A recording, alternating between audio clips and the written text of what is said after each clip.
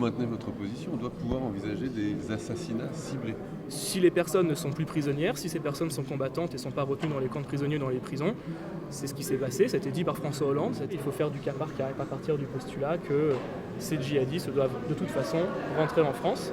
S'ils sont libérés par nos alliés, dans ce cas-là, il faut faire tout en sorte qu'ils ne puissent pas remettre le pied en France. Les djihadistes nous ont déclaré la guerre.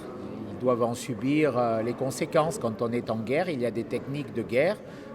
Moi, je fais confiance à nos militaires, à nos armées. On est dans un état de droit. Il y a des décisions qui sont prises. Peut-être ne faut-il pas en parler, c'est tout. Je suis absolument opposé au retour des djihadistes en France. Ils ont rompu avec la France en quittant la France. Et ils ont rompu de façon violente.